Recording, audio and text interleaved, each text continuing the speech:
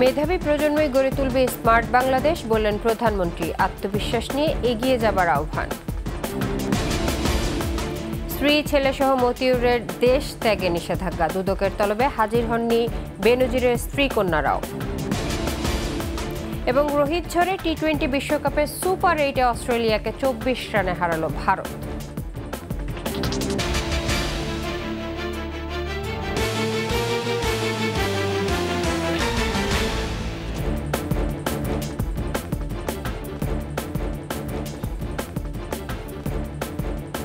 শুনছিলেন first security ইসলামী bank PLC সংবাদ শিরোনাম। আমন্ত্রণ রাতের 21 সংবাদে আপনাদের সঙ্গে থাকছে ইসরাত জাহান। দর্শক, 21 টেলিভিশনের সংবাদ একই সাথে সরাসরি দেখতে পাবেন আমাদের ফেসবুক পেজ www.facebook.com/2124 অনলাইনে।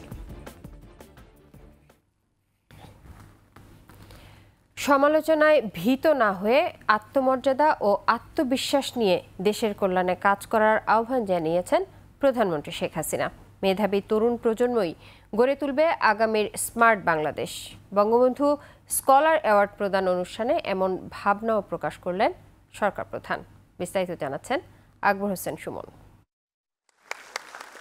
প্রধানমন্ত্রীর 10 বিশেষ উদ্যোগের একটি শিক্ষা সহায়তা প্রদান কর্মসূচি। প্রতি বছর যে কর্মসূচির আওতায় প্রায় 60 লাখ অসচ্ছল মেধাবী শিক্ষার্থীদের শিক্ষা জীবন নিশ্চিতে প্রদান করা হয় আর্থিক সহযোগিতা। ওসমানী স্মৃতি মিলনায়তনে এবছরের মাধ্যমিক থেকে স্নাতক সমমান পর্যায়ের শিক্ষার্থীদের মাঝে উপবৃত্তি ও টিউশন ফি বিতরণ কার্যক্রম উদ্বোধন করেন প্রধানমন্ত্রী শেখ হাসিনা। গণপ্রজাতন্ত্রী বাংলাদেশ সরকারের জ্ঞান নির্ভর মেধাবী জাতি গঠনে বঙ্গবন্ধু সৃজনশীল মেধা অন্বেষণ বাংলাদেশ সরকারের যুগান্তকারী পদক্ষেপ। এবছর 8 বিভাগ ও ঢাকা মহানগরী থেকে নির্বাচিত হয়েছে 15 জন করে মেধাবী শিক্ষার্থী। প্রধানমন্ত্রীর হাত থেকে পুরস্কার গ্রহণ করেন নির্বাচিত শিক্ষার্থীরা।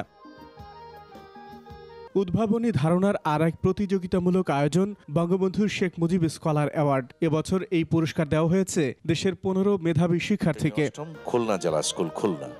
অনুভূতি ব্যক্ত করা দিনমজুর কন্যার কৃতজ্ঞতা প্রকাশে আবেগ আপ্লুত হন বঙ্গবন্ধু কন্যা। পরে বক্তব্যে তুলে ধরেন শিক্ষা ও শিক্ষিত জাতি গঠনে বঙ্গবন্ধুর অবদান। আগামী দিনের বাংলাদেশ, এই বাংলাদেশ এগিয়ে চলার বাংলাদেশ, বদলে যাওয়া বাংলাদেশ, এই বাংলাদেশ নিয়ে আর দুশ্চিন্তার আমার কিছু নেই। কারণ এখন আমাদের এই ছোট্ট সোনামণিরাই নিয়ে যাবে এই বাংলাদেশকে স্মার্ট বাংলাদেশ গড়ে ভবিষ্যতে পরিচালনাও তারা করবে।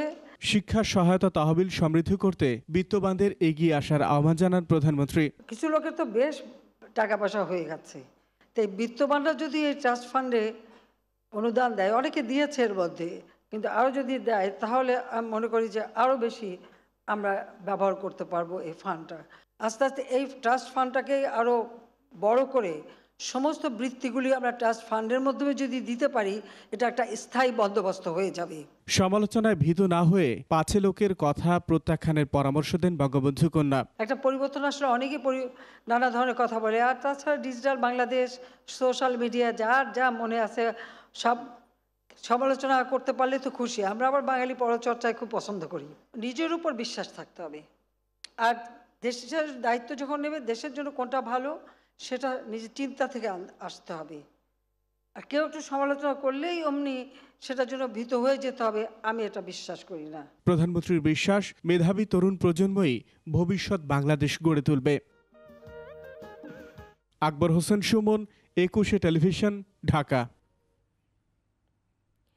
ছেলের ছাগল কাণ্ডে সমালোচিত সাবেক এনবিআর সদস্য মতিউর রহমান ও তার প্রথম স্ত্রী লায়লা কানিজ এবং ছেলে আহমেদ তৌফিকুর রহমান অর্ণবের বিদেশ যাত্রায় নিষেধাজ্ঞা দিয়েছেন আদালত। সোমবার দুদকের আবেদনের প্রেক্ষিতে ঢাকা মহানগর আদালতের এই নিষেধাজ্ঞা জারি করেন। এদিকে সাবেক আইজিপি বেনজির আহমেদের স্ত্রী কন্যারাও সোমবার দুদকের ডাকে আদালতে হাজির হননি। রাসেল খানের রিপোর্ট। পবিত্র ঈদুল আজহার সময় এনবিআরের সদস্য মতিউর রহমানের দ্বিতীয় স্ত্রীর ছেলে মুশফিকুর রহমান ইফাত 15 লাখ টাকার ছাগল কিনতে গিয়ে সামাজিক যোগাযোগ মাধ্যমে ব্যাপক আলোচনায় আসেন। ছেলের বিলাসী জীবনযাপনের সূত্র ধরেই মতিউর রহমানের বিপুল সম্পদের বিষয়টি আলোচনায় উঠে আসে।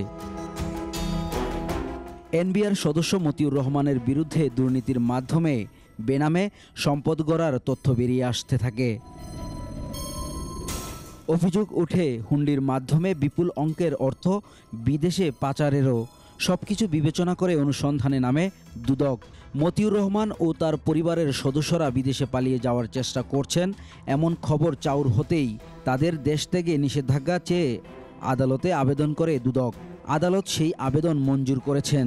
অভিযুক্ত যারা আছেন মতিউর রহমান, তার স্ত্রী লায়লা কানিজ এবং তার ছেলে তৌফিকুর রহমান অর্ণব, তাদের 3 জনের বিরুদ্ধে বিদেশ গমনের নিষেধাজ্ঞা জারির জন্য একটি আবেদন করা হয়েছে টিম লিডার মোহাম্মদ আনোয়ার হোসেনের পক্ষে।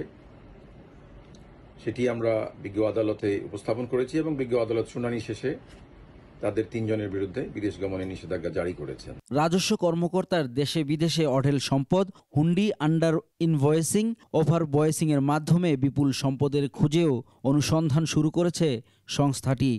আইনি প্রক্রিয়া কার্যক্রম চলছে এবং এই আইনি প্রক্রিয়ার মধ্যে অন্যান্য সকল ক্ষেত্রে যেভাবে কার্যক্রম চলে এক্ষেত্রেও তার ব্যত্যয় বা ব্যতিক্রম হবে না, একইভাবে কার্যক্রম চলবে। এদিকে সাবেক পুলিশ প্রধানের অবৈধ সম্পদ অর্জনের দায়ে দুদক তলব করে স্ত্রী জিশান মির্জা, মেয়ে ফারহিন রিশতা ও তাহসিন রাইসাকে।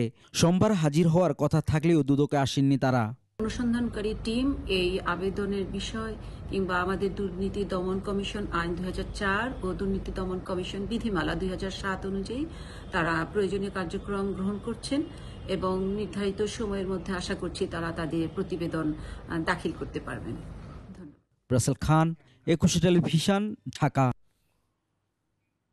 খালেদা জিয়া যেসব অসুখে ভুগছেন সেগুলো নিরাময়যোগ্য নয়, চিকিৎসা দিয়ে নিয়ন্ত্রণে রাখতে হবে। সচিবালয়ে সাংবাদিকদের প্রশ্নের জবাবে এমনটাই জানান আইনমন্ত্রী আনিসুল হক। বলেন, খালেদা জিয়ার যে ধরনের চিকিৎসা প্রয়োজন তা যে হাসপাতালে আছেন সেখান থেকেই পাচ্ছেন বলে কিছুটা সুস্থ আছেন। তার যেই সব অসুখ আছে সেগুলি কয়েকটা আছে যেগুলি সারার মতো না এবং সেটাকে ট্রিটমেন্ট করে সেটাকে কমিয়ে রাখতে হবে। যখন এরা এখানকার যারা চিকিৎসক তারা মনে করেছিলেন বাইরের থেকে চিকিৎসক এনে তার কিছু চিকিৎসা করতে হবে, তখন সরকার কিন্তু সেই পারমিশন অনুমতি দিতে কার্পণ্য করেন নাই।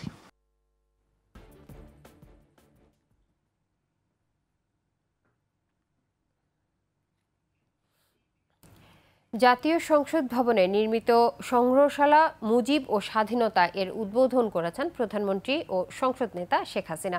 এরপর জাতীয় সংসদ ভবনে স্থাপিত সংগ্রহশালা পরিদর্শন করেন তিনি। মুজিব ও স্বাধীনতা সর্বকালের সর্বশ্রেষ্ঠ বাঙালি, স্বাধীনতার মহান স্থপতি জাতির পিতা বঙ্গবন্ধু শেখ মুজিবুর রহমানের নেতৃত্বে বাংলাদেশের মহান মুক্তিযুদ্ধ ও স্বাধীনতার ইতিহাস সংরক্ষণ ও প্রজন্ম থেকে প্রজন্মে ছড়িয়ে দেওয়ার এক অনন্য প্রয়াস। এটি পরিদর্শনকালে স্পিকার মুজিব ও স্বাধীনতা এই প্রদর্শিত বিভিন্ন স্থিরচিত্র ও ঘটনা প্রবাহ সম্পর্কে প্রধানমন্ত্রীকে অবহিত করেন। পরিদর্শন শেষে প্রধানমন্ত্রী পরিদর্শন বইতে স্বাক্ষর করেন। তিনি জাতীয় সংসদে এই সংগ্রহশালা স্থাপনের জন্য স্পিকার ডক্টর শিরিন শারমিন চৌধুরী সহ সংশ্লিষ্ট সকলকে অভিনন্দন জানান। অনলাইন জুয়ার বিরুদ্ধে সম্মিলিতভাবে অভিযান পরিচালনা করা হবে বলে জানিয়েছেন ডাক, টেলিযোগাযোগ ও তথ্য প্রযুক্তি প্রতিমন্ত্রী জুনায়েদ আহমেদ পলক।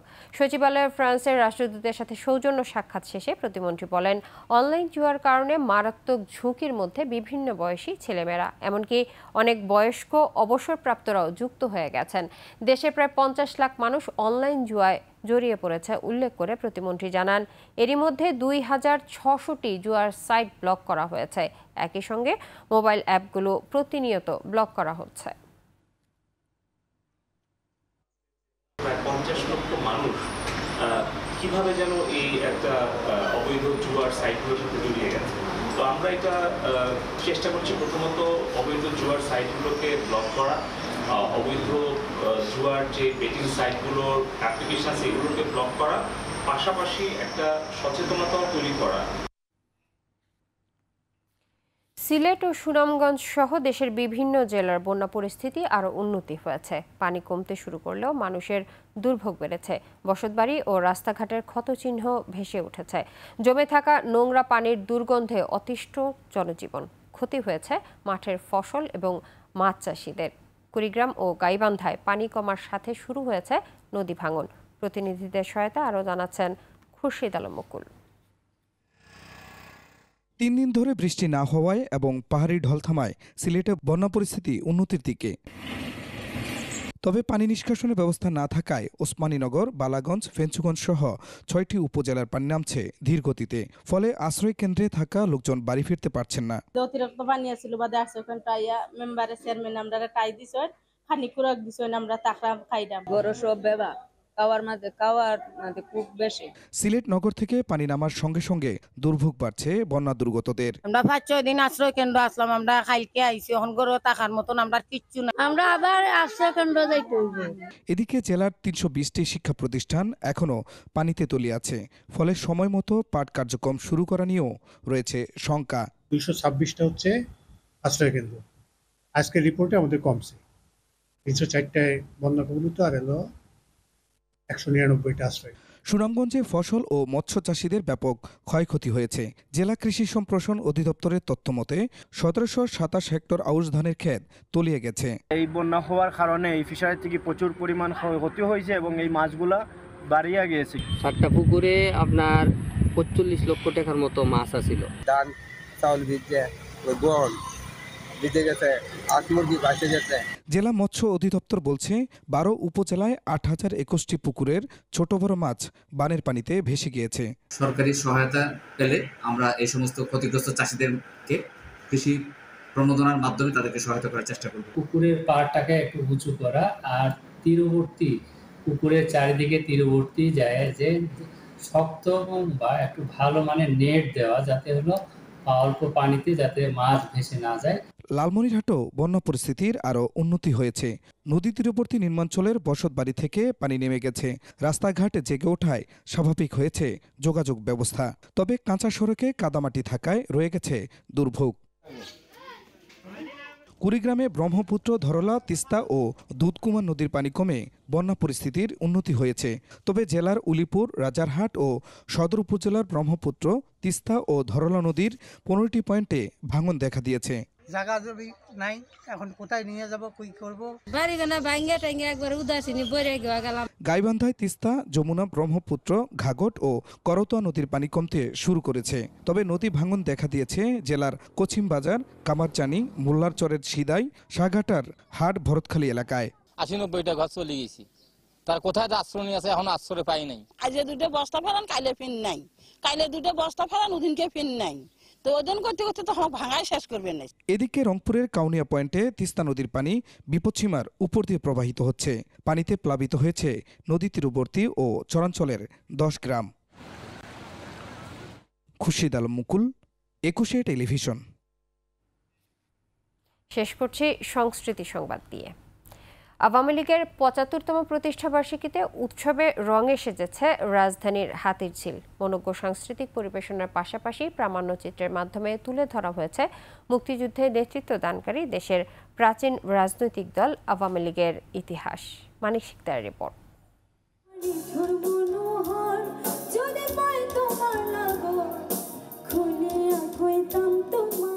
আওয়ামী লীগের 75তম প্রতিষ্ঠা বার্ষিকী উপলক্ষে উত্তর সিটি কর্পোরেশনের মেয়রের উদ্যোগে রাজধানীর হাতিরঝিলে সাংস্কৃতিক অনুষ্ঠান।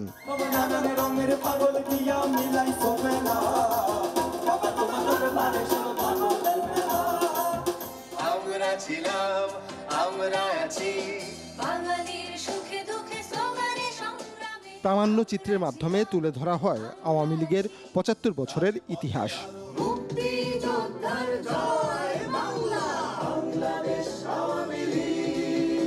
এই সমৃদ্ধ বাংলাদেশ বিনির্মাণের যে অসম্পূর্ণ কাজ রয়েছে, সেই কাজ সম্পূর্ণ করার জন্য আজকে আসুন আমরা আওয়ামী লীগের নেতৃত্বে ঐক্যবদ্ধ হই। আসুন আমরা দেশকে ভালোবাসি, আসুন আমরা মানুষকে ভালোবাসি, যেটি দেখেছি জাতির জনক বঙ্গবন্ধু শেখ মুজিবুর রহমান থেকে আমরা দেখেছি। দেশাত্মবোধক গান, আওয়ামী লীগের থিম সং আর বাউল গানের মধ্য দিয়ে তুলে ধরা হয় আবহমান বাংলার সাংস্কৃতিক ঐতিহ্য।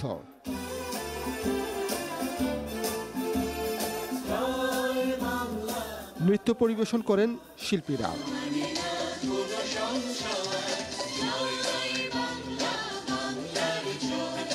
মানিক শিকদার, 21 টেলিভিশন, ঢাকা। এর সাথে শেষ করছি রাতের 21 সংবাদ। তবে যাবার আগে ফার্স্ট সিকিউরিটি ইসলামী ব্যাংক পিএলসি সংবাদ শিরোনামগুলো আরও একবার। মেধাবী প্রজন্মই গড়ে তুলবে স্মার্ট বাংলাদেশ, বললেন প্রধানমন্ত্রী। আত্মবিশ্বাস নিয়ে এগিয়ে যাবার আহ্বান। স্ত্রী ছেলেসহ মতিউরের দেশ ত্যাগে নিষেধাজ্ঞা, দুদকের তলবে হাজির হননি বেনজিরের স্ত্রী কন্যারাও। এবং রোহিত ঝড়ে টি-20 বিশ্বকাপের সুপার 8-এ অস্ট্রেলিয়াকে 24 রানে হারালো ভারত।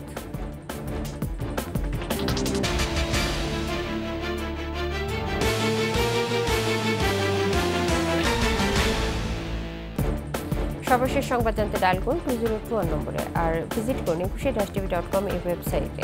এছাড়াও ফেসবুকে ভিজিট করতে পারেন www.facebook.com/ekushe24 অনলাইনে। এতক্ষণ সঙ্গে থাকার জন্য ধন্যবাদ। পরবর্তী সংবাদ দেখার আমন্ত্রণ রইল। একুশের সাথেই থাকুন।